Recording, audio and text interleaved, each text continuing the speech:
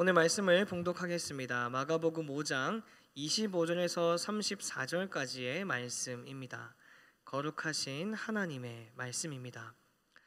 12해를 혈루증으로 앓아온 한 여자가 있어 많은 의사에게 많은 괴로움을 받았고 가진 것도 다 허비하였으되 아무 효험이 없고 도리어 더 중하여졌던 차에 예수의 소문을 듣고 무리 가운데 끼어 뒤로 와서 그의 옷에 손을 대니 이는 내가 그의 옷에만 손을 대어도 구원을 받으리라 생각함일러라.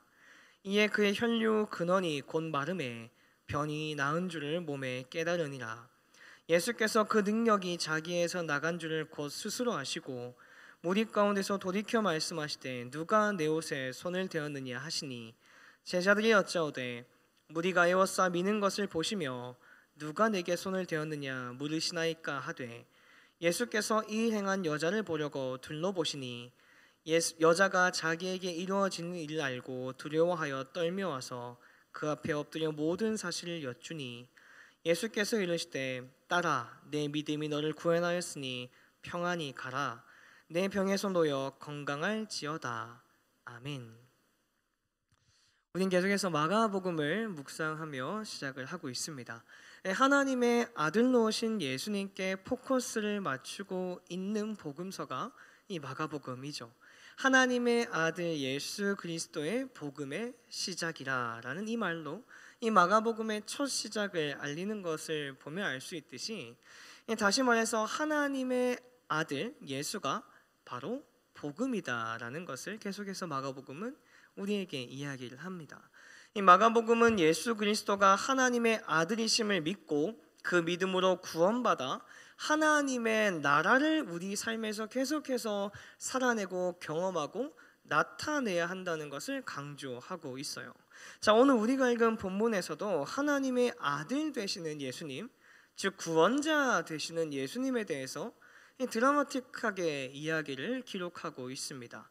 이 마가복음 5장 후반부에는 예수님께서 회당장 야이로의 딸과 12해 동안 혈루증을 앓아온 여인을 고치시는 사건이 기록되어 있죠.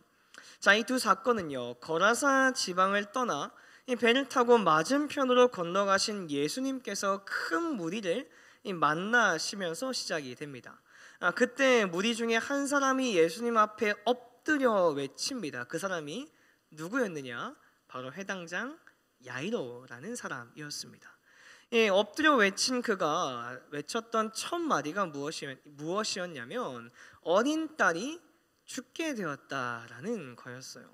자신의 12살 된 딸의 죽음 앞에서 아무것도 할 수 없었던 그가 마지막으로 붙잡고 희망의 끈을 놓지 않았던 그 사람이 바로 나사렛의 젊은 청년 예수님이었습니다. 예수님께서는 야이로의 이 요청에 반응하시며 함께 길을 나서게 되죠. 예수님께서 그를 따라가시자 많은 사람이 뒤따라가고 애워싸며 서로 밀치며 큰 무리가 함께 이 야이로의 집을 향해 이동하게 되는 거예요. 자, 이렇게 야이로의 집을 향해 가던 중에 오늘 함께 읽은 본문의 말씀에 기록된 이 사건을 마주하게 됩니다. 12해 동안 혈루증을 앓던 한 여인을 만나게 되는 거죠. 이 성경에서는 이 혈루증을 앓아온 여인의 정체에 대해서 좀 상세하게 이야기를 하는데요. 본문 25절과 26절 말씀 현대인의 성경으로 제가 한번 읽어드리겠습니다.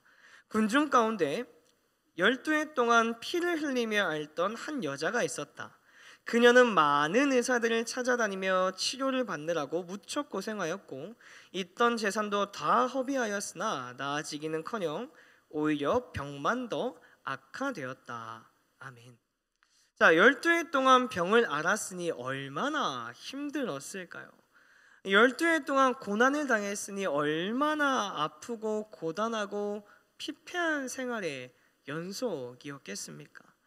아마 살아있어도 죽은 것과 같은 심정으로 하루하루를 지내왔을 것 같습니다. 당시 유대 문화에서 이 혈루증은 가장 부정한 병 중에 하나였기 때문이겠죠. 그리고 여자와 이방인 그리고 장애를 가지고 태어난 인생도 부정하다 여김을 받았던 시대였습니다. 자, 그럼 한번 생각해 볼게요. 여자로 태어난 것도 부정하다. 이것도 힘든데요. 그 당시에 부정한 것 중에 최고라 여길 수 있는 혈루증을 앓고 있는 여인이라고 하니까 얼마나 고난받고 고단하고 피폐한 삶을 살아왔겠느냐라는 거죠. 이 12년이라는 시간이 얼마나 그녀에게 큰 아픔이었으며 상처였으며 눈물과 비참한 시간이었을지는 상상조차 하기가 힘들다라는 거예요. 게다가 부정한 자가 손대는 모든 것을 또한 부정하다라고 여기는 이 사회적 풍습 때문에 그녀는 아마도 사람이 많이 지나다니는 길거리를 돌아다니거나 무리가 모여있는 장소에 함께 한다는 것을 꿈꿔보거나 생각해 본 적조차 없었을 것입니다. 자, 그런데 놀라운 것은 예수님께서 이 지역을 지나가신다라고 하는 소식을 듣고 그 모든 문제와 어려움을 뒤로하고 너무나 절박한 마음을 가지고 이 여인이 거리로 뛰쳐나왔다라는 것이죠. 이어지는 본문 27절과 29절까지 말씀인데요, 현대인의 성경입니다. 마침 그녀는 예수님의 소문을 듣고 군중 틈에 끼어가다가 뒤에서 예수님의 옷자락을 만졌다. 그 여자는 예수님의 옷만 만져도 자기 병이 나을 것이라고 생각했던 것이다. 예수님의 옷자락을 만지는 순간 즉시 피가 멎었고 그녀는 병이 나은 것을 느꼈다. 아멘. 자, 그녀는 부정하다 여기는 몸을 이끈 채 이 군중 사이에 끼어들었습니다. 누구에게도 보이고 싶지 않아 온몸을 꽁꽁 싸맨 채 어떻게든 예수님의 옷자락이라도 만지기 위해서 안간힘을 써 예수님께 더 가까이 나아갑니다. 그리고 예수님의 뒤에서 당신의 옷자락을 만지게 되죠. 자, 바로 그때 놀라운 일이 일어나게 됩니다. 많은 사람이 있었지만 기적이 일어났음을 아무도 알지 못했습니다. 그러나 한 분은 아셨습니다. 바로 예수님이셨죠. 예수님께서는 자기에게서 능력이 나간 것을 아시고 무리를 향해 돌아보며 외치십니다. 누가 내 옷에 손을 대었느냐? 자, 수많은 사람이 예수님을 둘러싸고 있었어요. 조금이라도 예수님을 가까이에서 뵙고자 너도 나도 달려들었을 겁니다. 그러면서 많은 사람과 부대끼고 여러 사람과의 접촉이 분명히 예수님께 있었을 거예요. 그러나 혈루증을 앓던 여인은 이 간절한 믿음과 소망을 담아 예수님의 옷자락에 손을 대었고요. 예수님께서는 그것을 정확하게 아셨습니다. 예수님의 이 외침에 다른 사람들은 어리둥절하고 무슨 소리 하시는 건가, 이렇게 사람이 많은데 당연히 부딪히는 거 아닌가, 이렇게 생각하고 있었겠지만 한 사람은 결코 그럴 수가 없었습니다. 왜 그랬을까요? 그녀는 자기에게 일어난 이 놀라운 사건을 알고 있었기 때문이죠. 그래서 그녀는 두려워 떨며 예수님 앞에 엎드려 사실대로 다 이야기합니다. 그녀의 얘기를 다 들은 예수님께서 여인에게 이어서 말씀하시죠. 그래서 예수님은 그 여자에게 따라 내 믿음이 너를 낫게 하였다. 평안히 가거라. 그리고 질병에서 해방되어 건강하여라 하고 말씀하셨다. 아멘. 제가 앞에서도 이야기했지만 당시 유대인들은 부정한 사람이요 손대는 것을 부정하다라고 여겼습니다. 부정한 사람이 손을 대면 그것 또한 부정한 것으로 여겨지는 시대였던 거예요. 죄인이 다른 사람을 만지면 그 죄가 옮겨진다는 거죠. 이것을 우리가 잘 아는 말로 표현하면 죄가 전가된다라는 표현을 사용합니다. 자, 28절 말씀에 그녀가 어떤 마음이었습니까? 이는 내가 그의 옷에만 손을 대어도 구원을 받으리라 생각함일러라. 자, 그렇다면 오늘 이 여인은 그녀의 고단한 인생과 병든 몸을 누구에게 전가시킨 겁니까? 예수님께 전가시킨 거예요. 그녀가 12년 동안 그녀를 괴롭게 하던 살아있으나 죽은 자처럼 만들었던 부정한 자, 죄인이었던 자신의 저주받은 인생이 예수님의 옷에만 손을 대어도 구원을 받고 건짐을 받을 것이다 라고 여겼습니다. 다시 말해서 예수님 당신이 죄인인 나를 구원할 수 있습니다.